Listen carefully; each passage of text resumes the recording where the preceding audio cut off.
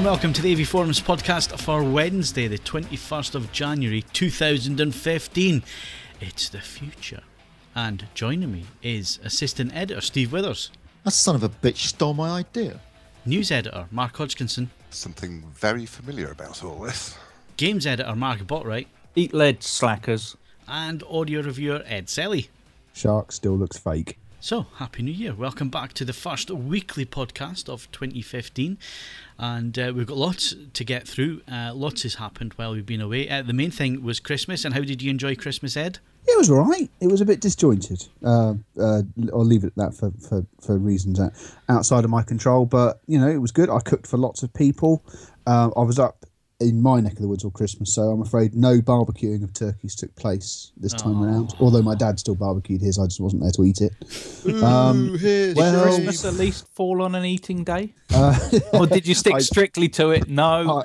I stayed off the 5-2 diet for the duration of Christmas because, yeah, that just would have been far too depressing. For the good of family relations, was it? But, yeah, it was all right. It was all right. It was extremely busy. The more observant of you will have noticed that it's got a bit quiet for my reviews over the last 5 weeks. But I dispatched a job lot of them the other day, and I'm hard at work on some other ones at the moment. So yes, but it was pleasant enough. Good. And did we get down to playing board games, Mr. Botwright? No. Generally, no one is willing to play because my stipulation for Trivial Pursuit, since I picked up the little additional add-on set of questions, which is entirely football related, no one wants to play anymore. It's good because all the questions were kind of made, I think, about mid-90s, so it's football and history. Yeah, you see, my parents have got the original UK edition, and every single question is history, regardless of because of all the things that have happened in the ensuing 29 years. It's fantastic when you get a question that says name all the countries in the Soviet Union. You know. Oh, well, no, the original one has got what's the closest communist country to the United Kingdom as of 1986, which was quite cool. But I mean, obviously, Trivial Pursuit. Many years ago, when I actually played it sober, we had the Millennium Edition, where the questions were clearly for people that had suffered a serious brain injury, and I did the equivalent of a 1-4-7 break, whereas as the first person to play, got all my segments and then went to the middle and won it. And since then, I've not been really invited to play it very often. So, do you want to join my pub quiz team? It's a bit of a schlep, and if it happens on a Monday or Wednesday, I'd have to sit there drinking Diet Coke, which would make me grumpy, irritable, and not much use. Luckily, it's on a Tuesday evening, so no problem there. Well, we'll have to see. Try and time it in with the. Just say no, Ed. You don't want to do it. I love pub quizzes. There's not actually a decent one in Milton Keynes, but going down to where Steve lives in the 14th century it's a bit of a commute. So yeah. Well, you'll be here for Bristol show, won't you? So maybe we can do it then. All right. Well, we shall see. So Steve, you get some pussy over Christmas? I haven't got my cat yet. There appears to be a very competitive. We went to the cats and dogs home.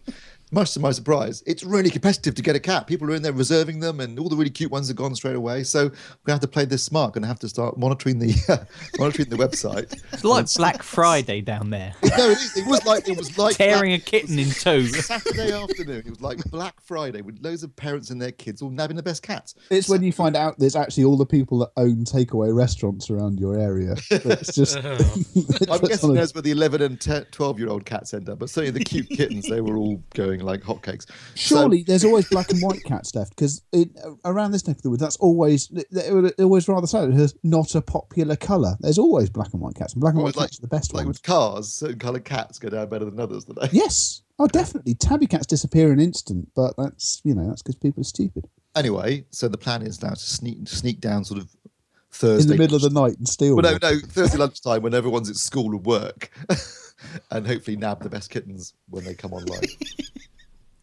It's surprisingly, you've got to be really ruthless. It's quite a shock, actually. I was thinking it would be nobody there. There are loads of cats looking for new homes, but oh god, no! It was. Well, conversely, if you come up to Milton Keynes, there is no shortage of cats in the rescue places, so you could go further afield. No, that's not.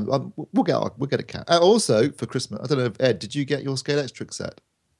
I didn't, although quite by accident, I met a friend of my dad, same age as my dad, and he had two daughters. And back in the late 70s, 80s, He had two daughters. Are they? He had two daughters when he was as his children. So he never bought a Skeletrix.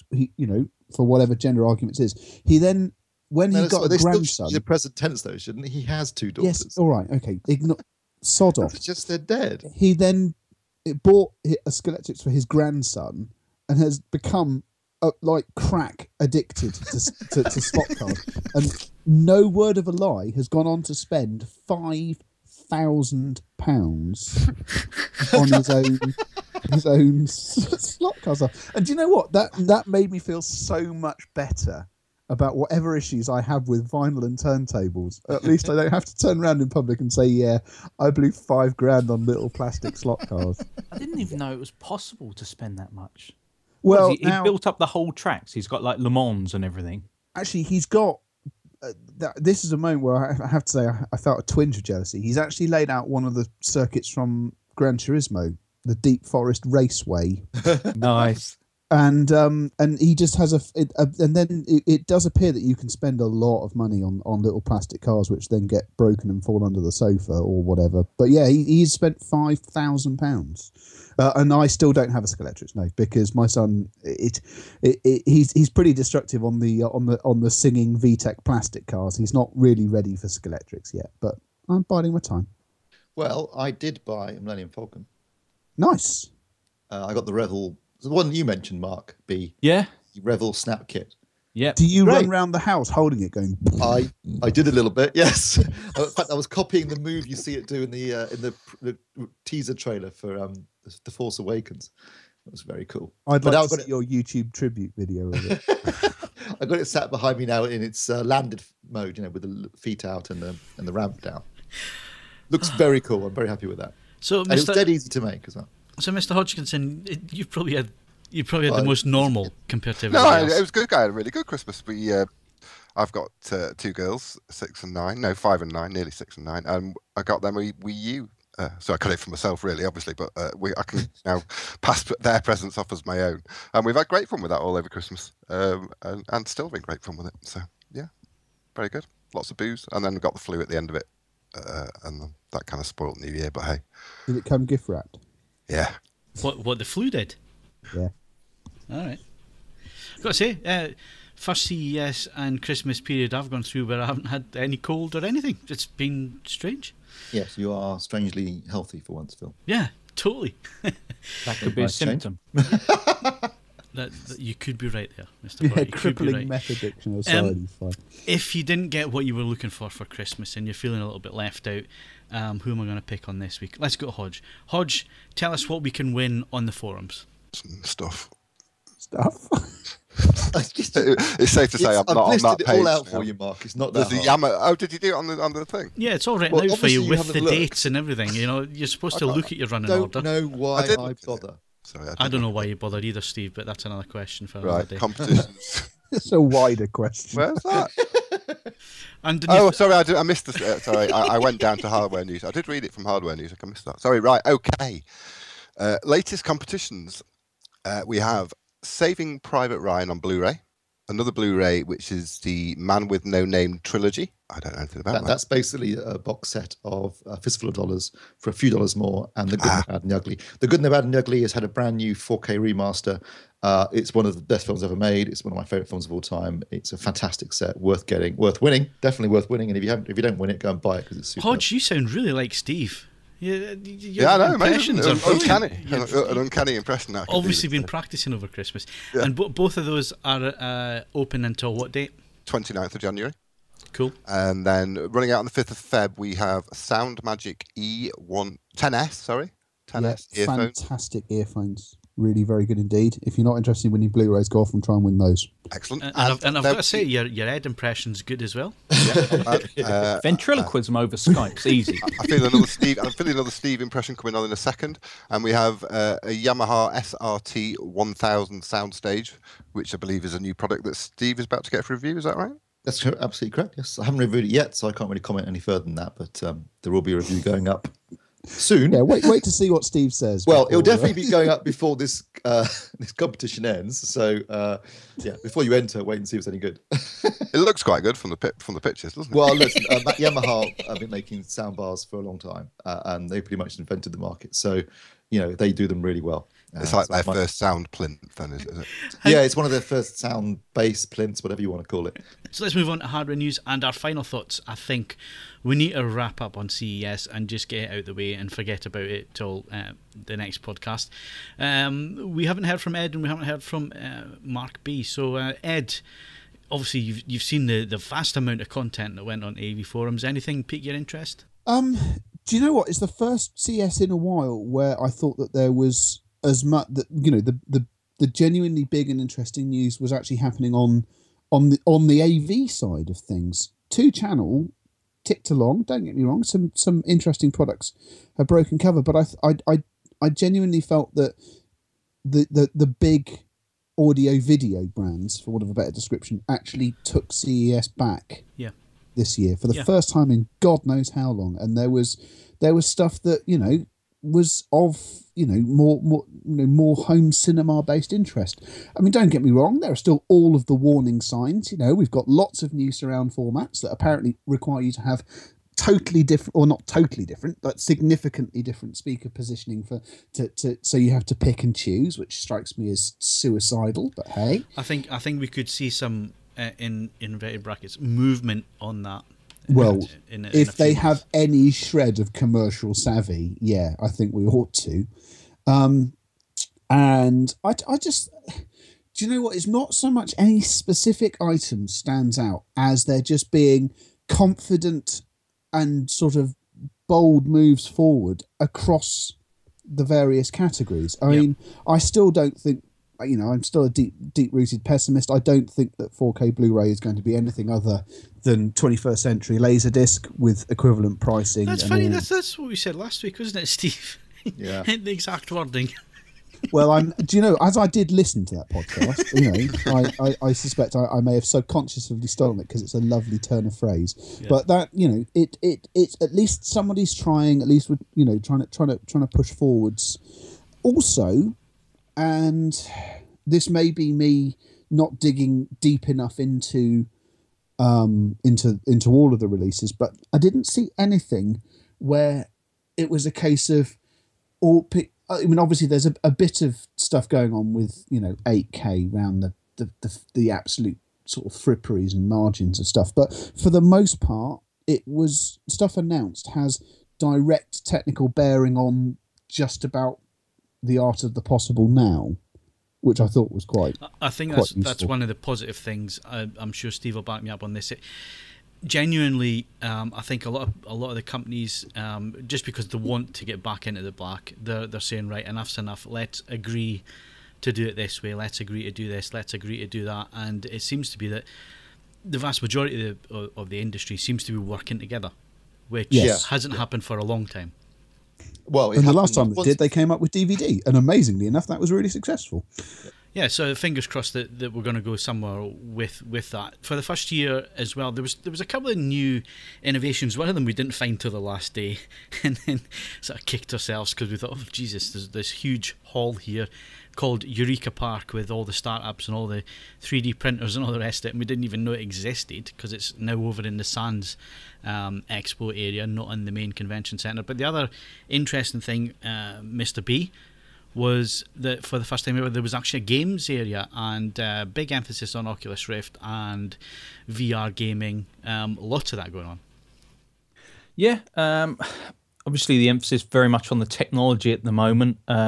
From Oculus Rift's point of view, it's dev kits, revisions, that kind of thing, incremental improvements. But obviously with kind of the big backing of Facebook, they're trying to kind of get it out there and known and get kind of drum up interest in it to kind of, I don't know, push it beyond the kind of small sphere of gaming and towards, well, what they can kind of deliver with regards to content. And that's really kind of the slightly disappointing thing about all this, which is you've got Oculus Rift. Razer showed their open source virtual reality kind of as a cheap alternative. There are lots of different kind of permutations on how you can get this stuff shown and how you'll get it in people's hands, but there's very little information about what kind of content we'll be seeing, how it'll be delivered. And with Facebook, they were talking about potentially like virtual reality tourism and the education and that kind of thing. So from a technological point of view, it's all very interesting at the moment. They're obviously still trying to get past the early stages, which is how to stop people getting motion sickness and that kind of thing, and how to get the price down. Certainly with Oculus Rift, things like the fold down headphones, little things like that actually do make a big difference, and kind of 3D positional sound. But it'll really take off, and when you'll know whether it's kind of a goer for the long term is when we see something of real worth shown, other than just tech demos. Showing someone wandering around a three-dimensional space is great, but you have to have a reason for them to want to go out to buy that to experience it, because otherwise it's just going to be a kind of little novelty that will be on a show floor. I've got to say, really disconcerting wearing the headset if you're just not used to it. I think the one for thing, all you know, Phil, you could still actually be out in Vegas. And still in no, because the resolution is pretty piss poor, to be absolutely honest. The resolution is what let it down, I think. But it's disconcerting when you're wearing it, and I'm trying to remember what it was I was looking at. It was Lowe's, wasn't it? It was how to design a bathroom. So you're actually standing in the bathroom, and you could look around and see how the suite would look in a given space and that kind of thing. And I felt dizzy. It's just really strange because you haven't got the usual visual cues built in there. But resolution-wise, you could tell it was, it wasn't real. They've got a long way to go with that. Yeah, I think with regards to the actual kind of nitty-gritty of the display technology, those will be the kind of final revisions when they get kind of major bumps. At the moment, it's just a question of stopping people feeling sick. I mean, there's been basically everyone seems to talk about acclimatization, but if a product has to kind of, if you have to take a certain amount of time to just get used to it, how do you display that to people? How do you really get them to kind of jump into something like that? A bit like with kind of 3D glass, or look at just like the 3D effect on Nintendo's little 3DS.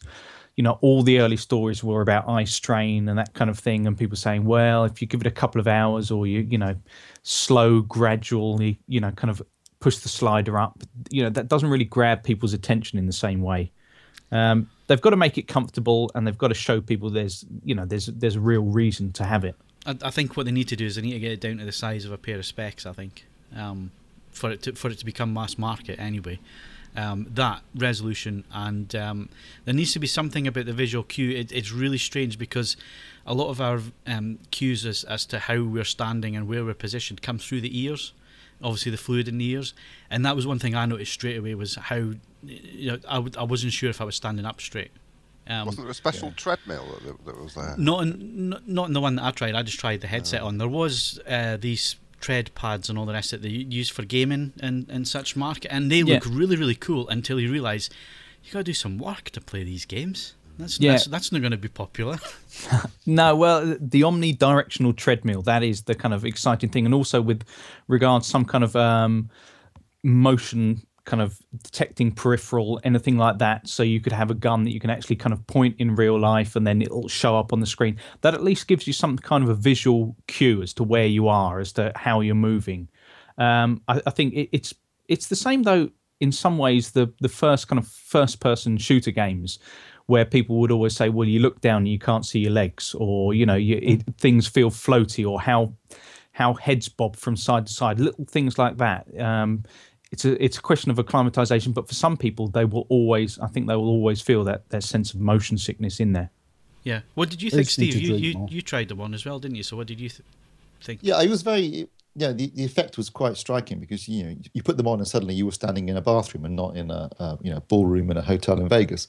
The resolution wasn't there, as Phil says, but the effect was very striking. You really did feel like you were there, and then of course you start to feel disorientated because you realise that you're not actually in. I think if it had sound effects that sounded like a bathroom and that's some ambience, it would have made it even more realistic and transformative. But it works. It definitely works when resolution's high. It was going to be awesome for gaming. I think the treadmill will also be really cool because you'll really feel part of a game. But do it on your own because you will look a prize tit doing it in front of anybody else. What's interesting is that I don't know if anyone noticed this, but Google have quietly dropped Google Glass. Yeah. I noticed at the weekend it was in the papers that they just because no one wanted it. So it'd be No, interesting. they said no. Let's be to avoid litigation. Let's be clear on this. They said the development phase is complete, and they're garnering what they've learned and moving forwards on that. What they're moving forwards to, they will not be drawn on. But apparently, this is not the end. It's the end of the beginning. I've only ever seen 2 or 3 people wearing Google Glass, and that was at CES, not this year, but the year before. And they look like tits. And if you're wearing something and it makes you look like a tit, you're not going to wear it, are you? I don't know. That wouldn't explain why skinny jeans became a thing.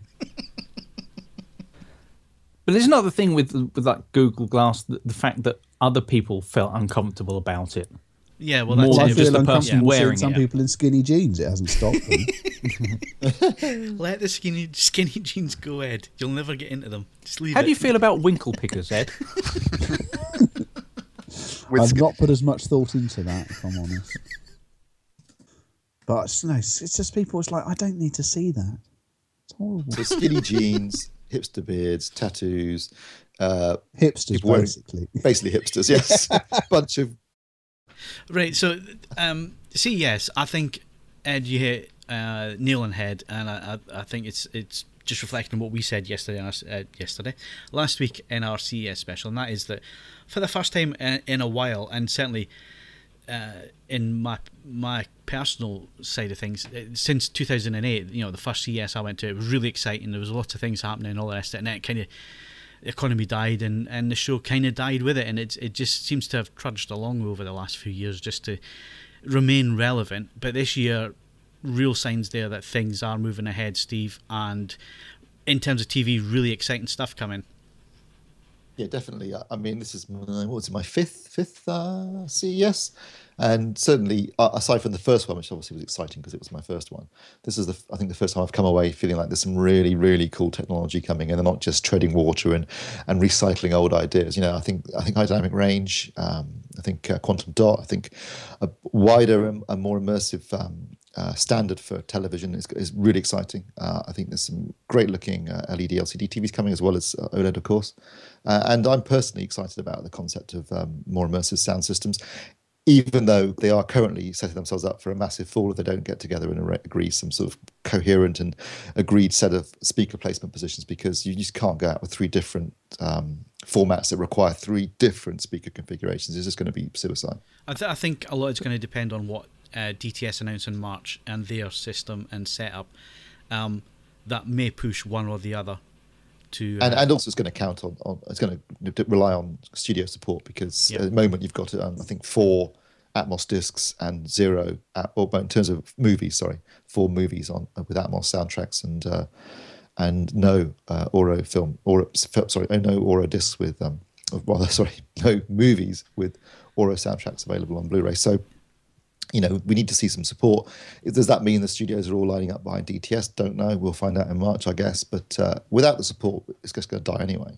There's a couple of hundred movies with Atmos soundtracks now, and I noticed that 3 different films were nominated in the Oscars who had Atmos soundtracks for the sound design. So there's definitely content to be released if they can get themselves together and actually do it. And the question whether it is now is, will that be with Dolby True HD soundtracks, or will there be somewhere delivering an Atmos experience through DTS? And I guess that's what we need to wait and find out about. Talking about Dolby Atmos and Auro 3D, you had the X5200 through from Denon. Your initial thoughts? My initial thoughts are it's an absolutely fantastic receiver. It's basically the same in terms of its in terms of its architecture, internal architecture, as the Marantz SR7009 that I reviewed just for Christmas. The big difference is it's got a bit more amplification, a bit more power, but basically they're very much the same model, which makes the Marantz itself a fantastic bargain at less than £1,000. I think it's available for £999 now. This is a bit more expensive, £1,699. But if you like Denon, it's a classic Denon receiver. It's got everything you could possibly want on it in terms of bells and whistles.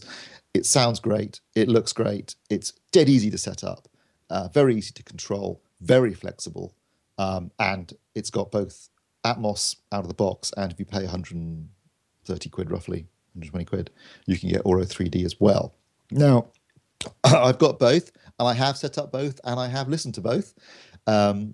Luckily, my overhead speakers were close enough to being where the height speakers would be for an Auro setup that I could basically kind of, fudge the two. As I said a few minutes ago, in terms of content, that's the big problem that Auro's got right now. The Auro demo disc is great because it's actually got some movie clips on it, which is more than the Atmos demo disc has got. But I mean, I do have 2 Atmos movies currently to listen to, which is Spendables 3 and Transformers. Wow. Age of Extinction. Yeah. No, I mean, Gravity's coming out in a month. Less than a month, actually. Next month, so in about 2 weeks, 3 weeks. And that I'm looking forward to, because that should be a real test of what Atmos can deliver in terms of surround sound experience. But as it stands at the moment, at least there are a few Atmos discs. There are no Auro movies, no movies available with Auro soundtracks. There are music discs available with Auro soundtracks, but not any actual movies. Now, in terms of the experience, but they take different approaches to deliver a similar sensation, which is that you feel more immersed within the sound. I'm using what's effectively a 9.1 Auro setup. So that means there's 4 height speakers, but no overhead voice of God speaker. Whereas with the Atmos setup, I'm using 7.1.4, so normal 7 surround speakers, and also 4 overhead speakers. Both of them work very effectively. I think the demo that you saw, Phil, with I think it's called Awaken or something, the one with all the forest and the thunder and the Atmos track. Yeah. That's really impressive at home. Really, really impressive. But by the same token, exactly the same demo that we watched in that hotel room in Vegas for Auro, I watched myself at the weekend, which is the one with the tractor going past, the one with the helicopters flying overhead. And again, it sounded fantastic, absolutely fantastic. And so did the movie clips that I watched. In fact, I'd say the movie clips were a little bit more subtle in their sound design than, which were all from DreamWorks animation films. So Rise of the Guardians, The Groods, and Turbo. Very, very effective. And as you pointed out, some of the demos we've seen with actual film material for Atmos, I think the design designers have been a bit over the top in terms of some of their sound design. Mixed a little bit hot, a little bit too much. Hey, listen to me, I'm fantastic. I saw an interview with Peter Jackson only this morning, actually, talking about Atmos at the Hobbit premiere, the last Hobbit film. And they've used Atmos in all 3 of the Hobbit movies. And he said, we've learned each year how to be more effective with it, what works and what doesn't work. So clearly it's a learning process and it will take time. But what is really good with the Auro, I've got to say, one area where it is very strong is if you don't have a lot of content, and it doesn't currently, the upmixer is really effective. And again, I could do the same demo we did before with Auro, where you can take a mono piece of music, in this case, Heard It Through the Grapevine by Marvin Gaye, and when you add the upmixing, it just makes the sound much fuller, fills the room in a way that you didn't think was possible. So you could be a very effective way of adding, changing your listening experience for music, but also you can do the same thing with movies too. And I watched Red Tails. I was checking out Red Tails because there have been rumours that Red Tails actually did include an Auro soundtrack. It does not, for the record. It's only got DTS, and there's no PCM soundtrack there, so there's no way to deliver it because it's delivered in the PCM soundtrack. But even so, with the upmixer on, it did sound pretty impressive. Pity about the film. So I mean, both are interesting, both are exciting. You can find ways, I think, of doing both soundtracks as I have, formats as I have, but a little bit of fudging going on. And I think we may have mentioned last week, and certainly it seems to be the case, that the overhead speakers for Atmos are sort of gradually moving a bit more towards the sides, which makes them more like height speakers in an Auro soundtrack. So maybe there's a bit of convergence going on there. And as you said, Phil, we might find that DTS converge that even further. Yeah. But both. I mean, from the point of view of the Denon AVR X5200, great piece of kit. I'm impressed that it can do both already. I do not believe it will be able to do DTS though. That's the rumor that I've heard. I mean, I can't confirm that yet, but apparently not. But certainly the fact you can do both Atmos and Auro already is pretty impressive. It sounds great. It does it very effectively. It's very flexible in terms of setup as well. That could be a nail in the coffin for DTS if it's not easily upgradable or firmware flashed onto these things, receivers that exist already. That could be a big nail in the coffin for it. Yeah. Because having everyone gone out and bought new ones, they're not going to be too predisposed to going out and doing it all over again. Yeah, just to have DTS. No, they're not going to do that, are they? So yeah, that sounds a bit. What I do like about the Denon is, apart from the fact Denon Amaranth and then D&M Group basically have recently, or in the last year or so, really made an effort to simplify their receivers. So the back panels are a lot simpler in terms of both the layout of the speaker terminals and the amount of connections you need. They've concentrated more on HDMI quite sensibly and less on legacy stuff that no one really uses anymore anyway. Their setup is very simple. Their menu system is easy to navigate and looks good. The remote app's excellent. You can also control it very simply through your tablet just by putting in the IP address. Again, that works really well. Very flexible in terms of setup. I've got currently set up in an 11-channel setup, so I've got I can do 7.1.4 Atmos, where I'm running the front 2 channels off of a Cambridge Audio power amp. So because it only comes with 9 channels built in, and it sounds absolutely superb. And you also got Odyssey as well in terms of setting it up and calibrating and EQing the room. Great sounding receiver. I love it. It's absolutely superb, and I think well worth the money. Okay, everybody else can wake up now, and let's move on to upcoming reviews. I'm sure we'll get more of Atmos and this receiver next week, Steve, once the review goes up. Right, so coming up for reviews, you're still talking, so you may as well tell us what else you got. I've got, I've already, as I previously mentioned, I've got the Yamaha STS 1000 coming in for review. SRT, you mean? Oh, yeah, sorry. STS is the code for Space Shuttle. I've also got a BenQ W1070 Plus projector. So we have actually reviewed the W1070. This is a sort of a newer version. Cool. Mark, what have you got coming? Soundbars. I've got, to be more precise, I have the Philips HDL 5140 soundbar and a Goodman's Aspect, is it? Something like that. It's one you can stand on its end, apparently. I don't know why, but you can position it 2 ways. You can have it in front of in a normal sort of horizontal fashion, or you can stick behind. it at its end. Yeah, presumably behind. It's good old Goodman's. It goes both ways, eh? And then a mystery Finlux TV that's been delivered. Mystery Finlux. Yeah, they don't tell me the model numbers. It's just dumb. Mystery Star Prize. Well, you just you just walk outside your front door in the morning. It's like, oh god, there's another one. Yeah, but it is quite a lot like that. Well, you say that just before we came on, I had 2 knocks at the door, 2 different couriers, both delivering what I think are pure Jungo wireless speakers. Why there was 2 couriers and 2 packages, I don't know. It could be just the same thing delivered twice. Who knows? So I've got one that speaker in each. Maybe. So I've got that coming up in the next week. And what have we got coming from you, Ed? There's a number of things that have been uploaded to the CMS already, so they can go as and when you see fit to release them. There's an all-in-one streaming system from Cabas, which if you are struggling to justify spending sort of £800 on a name music, you may find an interesting read. There is the best Bluetooth streaming device I've yet tested. I won't say any more than that. And then there's another product. If you are currently looking at AV receivers or indeed any other form of amplifier and you are about to decide not to go with it because it doesn't have a USB connection, there's a very interesting little product. It's nothing to look at. It's all about what it does and how it does it. And that will be going online as and when the powers that be decide. And as of yesterday, I finally managed to get Yamaha's RXV 667 plugged in and running downstairs. So that is at the non-Atmos and extended surround end of the market, but it's it's going to be one of some AV receivers at more sort of terrestrial prices that I'll be looking at, and some at less terrestrial prices. So that's will be in sometime in the future. Okay, probably the end of the month. There's some other items in the pipeline as well. Yep, cool. So we'll look to the end of January and the end of February for them.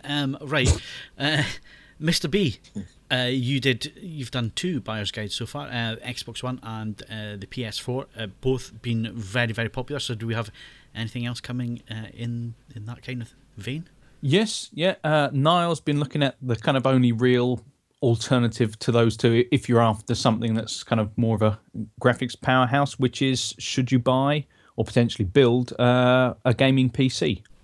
Interesting. Yeah, well, I mean, it's obviously, if you consider the kind of multimedia functionality of the consoles, well, the PCs are a more open format. Yeah, there are lots of reasons that you should go down that route, but then I shall be following all that up with one about the Wii U. Really? Yeah. A Nintendo? Yes. He won't be drawn into criticism of a device he likes very much. No, look, I think there are now some genuine, very, very strong reasons to be looking at the Wii U in a slightly different light. I think it's all bar the price now is perfectly placed for just a kind of excellent additional +1 console. I really admire your blind optimism on this one. Hey, you're doing all right now, Steve. Says the man with the 4K Blu-ray fixation. If we're gonna, no, I mean seriously, if we get into, are we doing games news now? No, I haven't done the jingle yet, but No, exactly. We'll do the jingle and then I'll come back. all right. Here's the jingle. Segued excellently.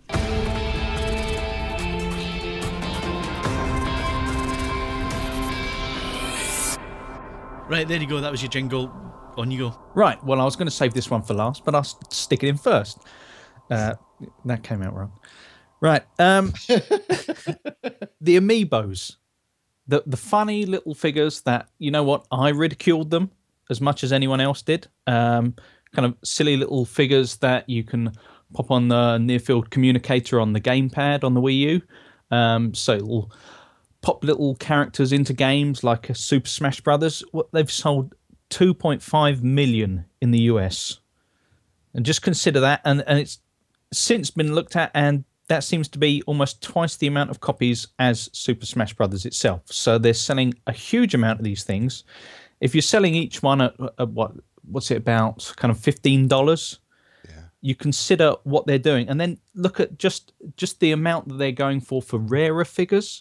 It's already built up this kind of huge little mini economy. The ones, bizarrely, the ones that have sounds wrong, but the ones that have deformities go for ridiculous amounts on things like eBay. Are the deformities accidental? Oh yes. No, they're not doing it on purpose. It's just kind of weird little kind of, you know, it's like anything, kind of some kind of strange manufacturing oddity comes up with something. But then offs and seconds are always worth, you know, with stamps. It's the ones that they screw it up that people get excited about, isn't it? Oh yeah, exactly. But these things function in exactly the same way as the general figures. They're already talking about adding that function to different titles. Captain Toad Treasure Tracker, which I'm reviewing at the moment, will hopefully have that in as well. So, you know, as much as we've all enjoyed ridiculing the Wii U, other than the price itself, everything else is kind of falling into line. Yeah, I would agree. And those Amiibos, my daughter wants one. She's 6 at the end of the month, and she wants a Princess Peach. So I'm not really that familiar with what they do. Is it some sort of NFC thing, Mark? Yes. Yep. Just a little chip in them. So, as I say, with things like Super Smash Brothers, so you would bring another fighter onto the screen by which figure you place onto your pad. But what? So why would you need a Mario? Because he's in everything. That's a good point. Anyway. Don't bring logic into this argument. It seems to be characters that are already there, so I don't understand what it brings to the table. But I'm sure there must be something. I'm missing the point. You know, the sales continue to grow as well. The games on the system. I mean, that's a major part of Nintendo's strategy. If you consider, you know, everyone always talks about the number of consoles sold, but first-party titles are where they make their real money, and games on the system up 75% when viewed against December 2013. So, you know, there's kind of healthy signs of growth for the console there, and now that it's almost like it's hit tipping point where it's finally got a catalogue of titles that's diverse enough and also unique enough, the kind of titles that you don't see on other systems, that you can actually say it's worth the purchase. It's got that local multiplayer element, hasn't it, which is great for families, but the other two lack, really, don't they? Yeah, exactly. Okay, and just to quickly wrap up on the game side of things, the Games podcast went out a few days ago. As always, or as tradition dictates nowadays, the first podcast of the new year, you look back at the year just gone. So, best game of the year 2014.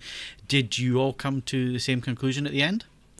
No, I think that would be putting it mildly.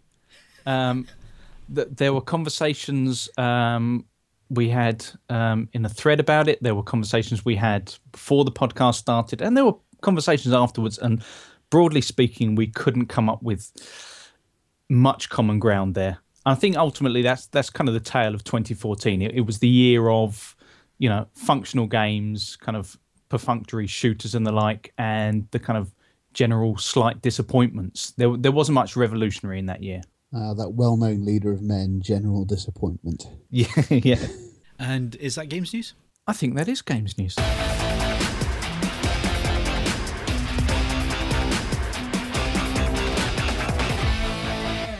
Okay, moving on. And what's at your home cinema, Steve? Yeah, I didn't actually get a chance to go to the movies this weekend. There was a couple of films opening, like American Sniper, but I just didn't. It was my cup of tea, to be honest. So I didn't bother going. There are some great movies coming out next weekend, which I will go and see. But instead, I watched a film that I picked up on Blu-ray while we were in Vegas. Phil, it came out in the States a couple of weeks ago. It's coming out as of this week, so Monday just gone. In terms of when you're listening to this podcast, it came out on Blu-ray in the UK, and it's called Boyhood. Now, I watched it for two reasons. One, I really wanted to see the film, but also the Oscar nominations came out last week, and Boyhood picked up 6 nominations, I think it was, and is a front-runner to win Best Film. Having seen the film, I can completely understand why. It is almost unique in terms of cinema. The film was shot over a period of 12 years, largely in secret, I think. I think most people knew it was in production. But so you followed the cast and predominantly the main character from the age of about 8 or 9 through to 19 when he goes to university. And it is quite remarkable to actually watch a young boy and also his sister, who was actually the daughter of the director, Richard Linklater, watch them literally grow up in front of you. As the film, which lasts 245 minutes, but it doesn't feel long at all. I think I've read some reviewers saying it drags or it's boring. Not at all. Certainly if you've got no imagination, no ability to watch a movie of length, it takes its time. It's stuff. It tackles real issues. I mean, the mother and father at the beginning of the film are divorced, and the mother meets another guy and gets married. He turns out to be a bit of a drunk, and then so on. There's other marriages and things like this. But it's all very realistic. It all feels very natural. The kids are extremely natural and very good. Ethan Hawke and Patricia Arquette play the parents. Ella Coltrane is the kid. You see Ella from the age of 8 up to the age of 20. And it is, I can't think of it, unless you perhaps watched the Harry Potter films, all 8 of them in order in one day, then you'd get a similar effect of seeing kids growing up in front of you. But this is within a single film. And it is absolutely incredible. I mean, at the end of the film, I really felt like I had just lived through the life of his family. It was it was moving and really had an impact on me. I mean, think about it a long time afterwards. Watch it on Blu-ray. It's a great film. It's a hell of a commitment, though, isn't it, for actors and so on too. Well, but massive risk, because what happened if the kid had died in a car crash or something like that halfway through filming? Well, you just change the storyline, don't you? Well, you'd have to bring that into the storyline, yeah, and have the kid. Yeah, well, you would have to rewrite it, having the death's impact on the parents or something like that. Yeah, but, I was thinking more about the fact that the guy, you got to get good actors to start with. Yeah, you don't want to find out after year 3 that he's not really carrying the role, Also, there's a danger that, what the kids are like, they can suddenly look at Haley Joel Osment, went from being quite cute looking to being very weird looking. So that could have happened. He looks kind of like normal all the way through. But it's an incredible conceit, beautifully realised. And I just think it's, you'll never have that, having seen it, I've never had that experience again. This is a one-off thing. But I just thought it was an amazing, very brave and courageous concept. But beautifully realised, wonderfully directed and written and acted, and I thoroughly enjoyed it. Good. I might even pick that up myself, or I may wait till it comes on unspecified streaming service. On a streaming service. Any streaming services are available. Let's move on quite swiftly and go to next week's Blu-rays. There's 2 out. Tell us about them. We've got 2, one of which you and I both watched on the plane, funnily enough, What We Did on Our Holidays. Which is a comedy set in, takes place predominantly in Scotland, with David Tennant and Rosamund Pike and Billy Connolly. And I've got to say, I saw the trailer for it last year and thought that looks a bit rubbish. I won't bother going to see that. But really enjoyed it. I thought it's written and directed by the people that write and direct Outnumbered. I don't know if anyone's seen that. It's a TV show. But clearly this could have been Outnumbered, the movie, but the kids are too big now to do that, so they've obviously recast. But again, they've cast very natural kids, a bit like Boyhood. They've got some very natural kids. The film's quite funny. It doesn't at the end. It doesn't. I don't. You can agree with me, Phil. Here, it doesn't cop out at the ending. No, it's not. It stays true to its concept. Yeah, it's not preachy in any way, but it's got a message there. And well, there's a number of messages there, and the main one is that if you spend all your time arguing, you actually miss what's going on around you. And really nice story, and I've got to say, really funny. I mean, I haven't laughed as much in a long time. In fact, I was laughing that much that people, both you and she was, what are you watching? We have to watch this. So yeah, it's well worth seeing. And the review is already up on the site, I believe. Yeah, by Simon Crust with the review. And the other film that came out, which I also bizarrely watched on the plane, was The Equalizer, which is Denzel Washington playing the same part that was made famous by Edward Woodward on TV. And it's okay. It's the concept is the same, but obviously it's kind of a sort of an origin story really, because he starts off as being this ex-special ops guy who's now working leading a quiet life, working in a hardware store, in a big one of those big like B&Q type hardware stores. Ends up helping a teenage prostitute, and then sort of from that develops. And at the end of the film, he starts doing what they're doing in the TV series, basically. But he's one of these guys that's trained in lots of different ways of killing people. So one of the conceits of the film is he doesn't actually kill anyone with a gun. He always kills people with what's available in the room. He's pretty much indestructible and kills everyone he meets. So there's not much tension in it really. In terms of you just know he's going to kill everybody. But Denzel Washington's always watchable, and as a sort of no-brain thriller, it's fine. I quite enjoyed it. It filled 2 hours on a plane, which is what I wanted it to do. I think Kaz has already reviewed it. I think he gave it like 6 or 7. I don't think. Yeah, it's not a masterpiece, but it's enjoyable. I think. You see, what's putting me off is it's not Edward Woodward. You always thought there was a bit of vulnerability there, and that. That's it. You see, there's no real vulnerability to it. Therefore, you don't feel like he's ever in any danger. He's always so in control. It's Denzel. He's all tight and everything's in control. And you know exactly what he's doing, and therefore you don't feel like he's ever threatened. It's the same problem I've got with watching Lucy. And I know you watched on the plane as well, didn't you? Yeah, I mean, first never half, really in any danger. Yeah, in that but film, first half of that film tension. is like, oh, this is going to blow me away. This is really interesting, and then it just went nuts, and basically you think, oh, what a disappointment. But Luke Besson, I mean, he always does that, doesn't he? So I think the only film where that doesn't happen is Leon. I think that's the only film I'd actually say where he's successful. And I've got a soft spot for Fifth Element, but no, Lucy, what a shame, because it started so well. Yeah. So The Equalizer, it's kind of the film that's been made 5 or 6 times now by Denzel Washington, mostly with Tony Scott, the late Tony Scott.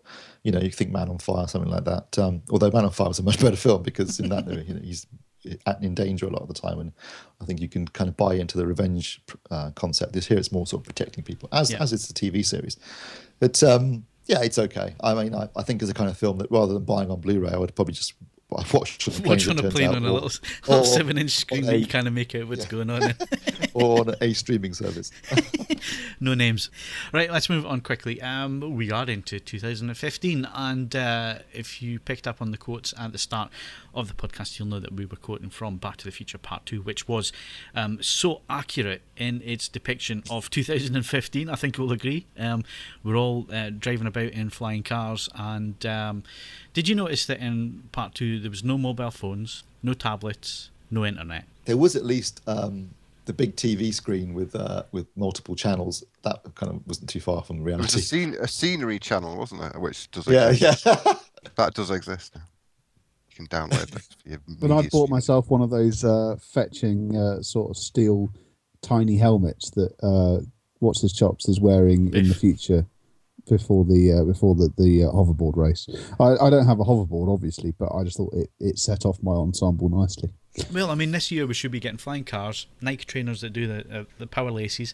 What else should we be getting? We should Mr. Fusion. Let's face it, Mr. Fusion would be the coolest thing. I mean, let's say flying cars. People have enough difficulty with cars that operate in 2 dimensions or 3 dimensions, whatever. Just having them being able to like whip around like aircraft, and I just would envisage a life trapped indoors to avoid bits of raining death falling on my head all the time.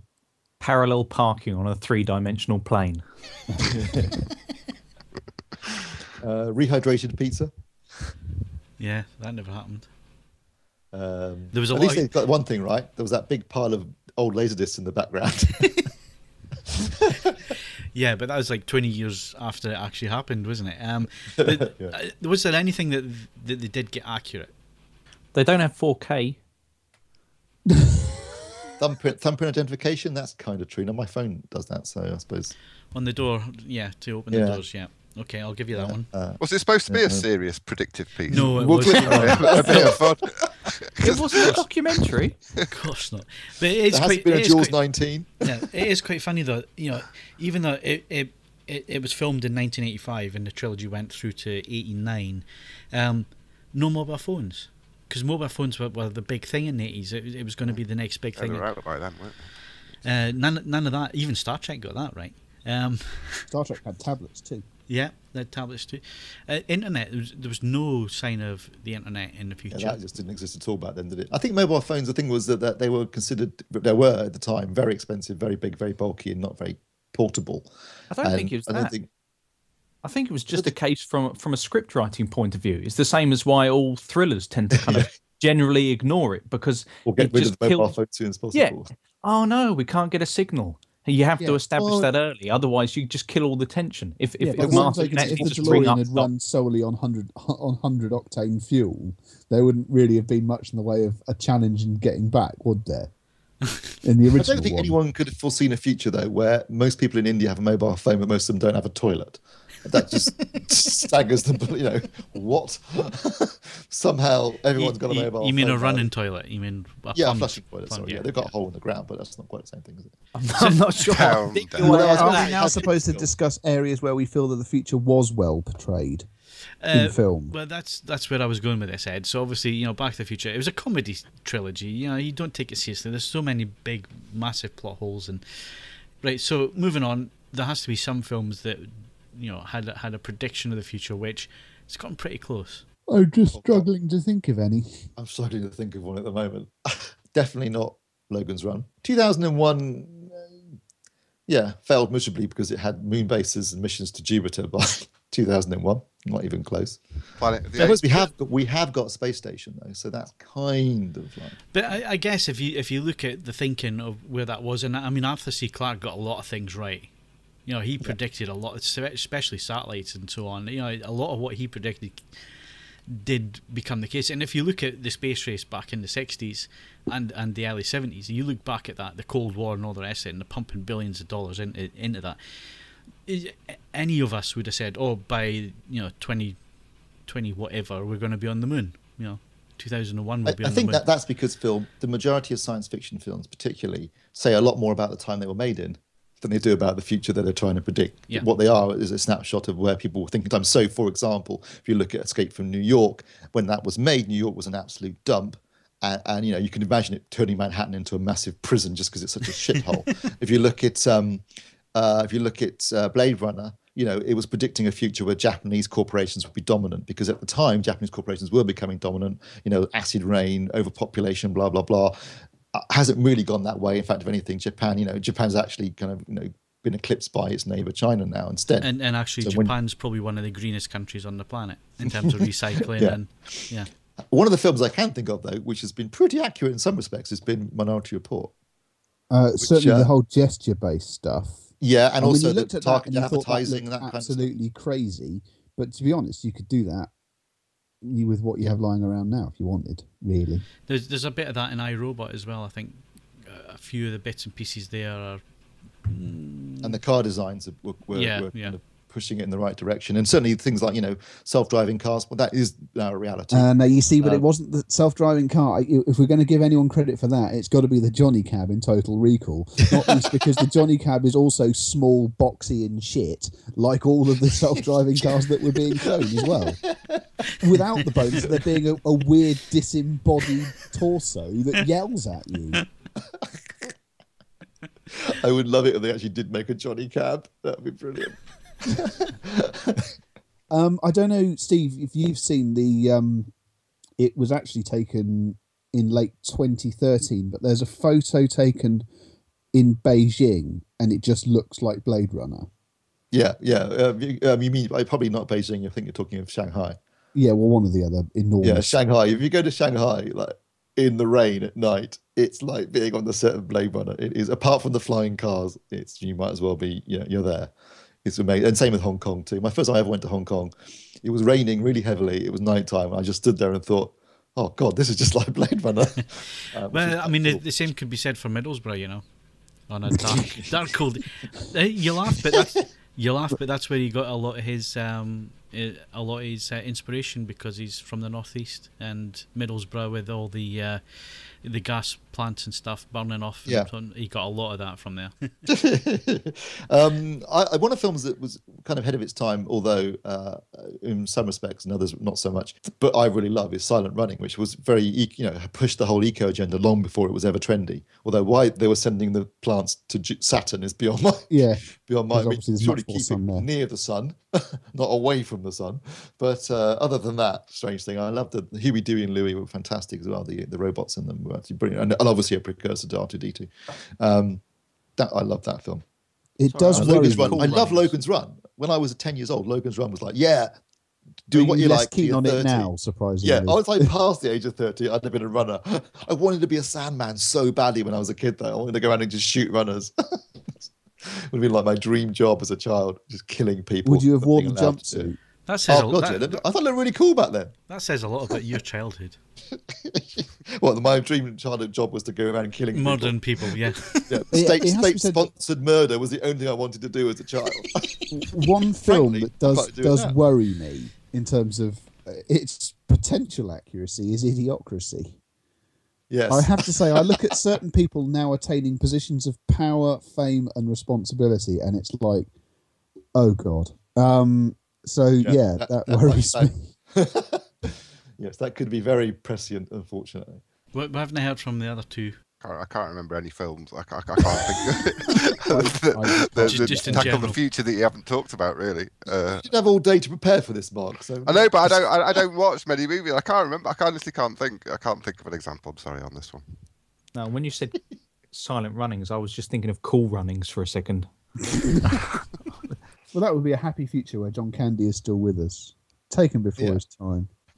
I confess, I've just typed in some points for the internet to provide me some answers. Another one, and I have to say, I've never watched a single second of it because it did nothing for me.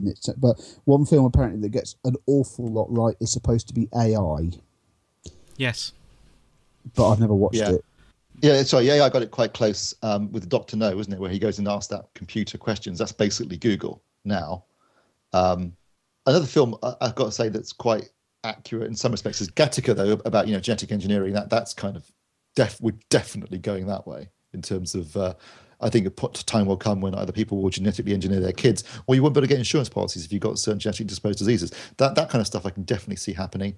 A film that's not necessarily prescient, but well made to the point where it hasn't aged, which is one of the rare things with sci-fi. Sci-fi is one of the few things, obviously, that ages dreadfully. But Alien, if you watch Alien, apart from the computer screens, that film has not aged at all. It could have been made yesterday. Yeah, I agree with you on that one. That's and I watched it quite recently. Yeah, me too. It's aged really well. I mean, obviously, we could all be living in the Matrix, which would therefore make the Matrix. I've got to say, in terms of ideas, that really blew my mind when I saw that back in '99. Yeah, '99. That film blew my mind, and it's probably the last film after Jurassic Park and Star Wars where I left and I had to see it again, and I saw it again 4 or 5 times. Absolutely blew my mind out. No, I would say that was a great example of timing, though, as well, because kind of end of the millennium. There was so much around about kind of, the millennium bug would kind of destroy humanity and, planes will fall out of the sky. Everyone was kind of on a little bit of a kind of David Icke trip at the time. And I think that just perfectly kind of tied into it all. A David Icke trip. Love it. I don't remember there being that many lizards in the Matrix, if I'm honest. But do I need to watch the extended cut? The extended lizard edition. Yeah, you don't know. Could be the royal family controlling it all. Do you know what? I look at some of the absolute arseholes running for Parliament in a couple of months' time, and I can't help but think that shape-shifting lizards would be preferable. I mean, at least we haven't publicly given the shape-shifting lizards a chance. They might be worth a go. If the Illuminati are that bloody smart, can we not have some people that aren't absolute just being sent for public office, please? I understand you're alien invaders, but what's your tax policy? Yeah, what's your rules on immigration? Aside from, obviously, alien immigration. It's 2025. Where are we? You've got one tech innovation. What is it? What are we going to have in 2025, Steve? I think the area where there'll be real strides made will be in artificial intelligence. Okay, Mark, Hodge. I think the smart home will be a reality by then, so you'll be able to control your whole house through your phone. I'm going to say 4K Blu-ray. No, don't be silly. Ridiculous. Mr. Botwright. Harnessing of kind of kinetic energy, that kind of thing. You know, they're planning on putting things in like pavements and the like. I think that will be a major thing.